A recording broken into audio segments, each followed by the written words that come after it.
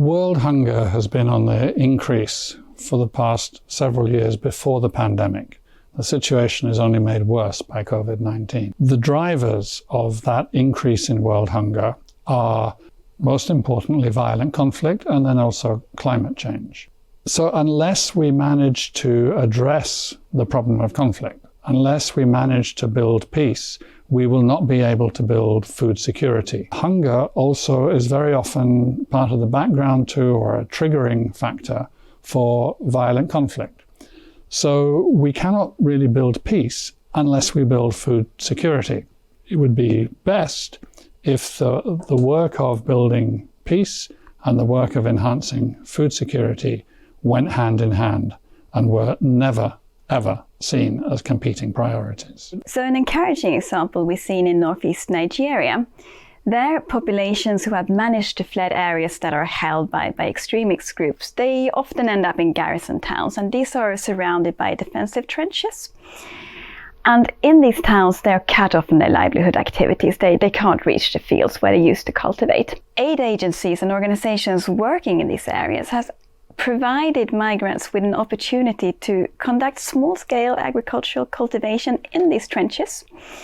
Or they have also provided, for example, big canvas sacks or bags with soil filled with the right, which have the right moistures, the right nutrition content, where they can cultivate vegetables that meet part of their food needs. So an advantage of this is not only that this small-scale agriculture production allows people to meet their food needs, but it also enables them to maintain their farming skill and pass them on, which is really important in farming communities. The good news in the essay that we have put together for the Global Hunger Index is that this partnering of work on peace building and for food security is possible and is happening. We see several examples, several cases that show how work on food security contributes to peace, and of course how peace contributes to food security. Food interventions can also help generate the conditions needed to build peace.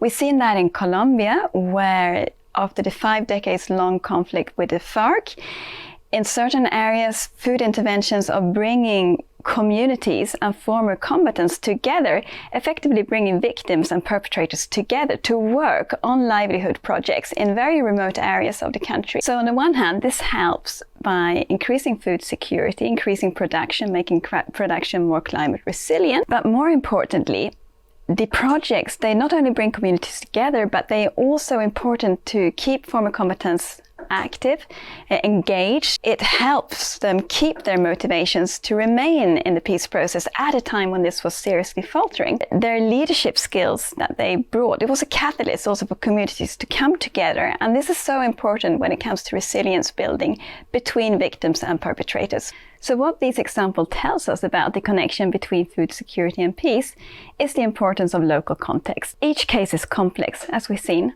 and it's hard to generalize out. We need the contextual knowledge in order to break the linkages between hunger and conflict. To foster the potential of food systems to contribute to peace, we need well-grounded knowledge of each of the settings. We need a good understanding of the respective actors on site. So we need to understand how these dynamics come together and what that means for sustainable, long-lasting peace.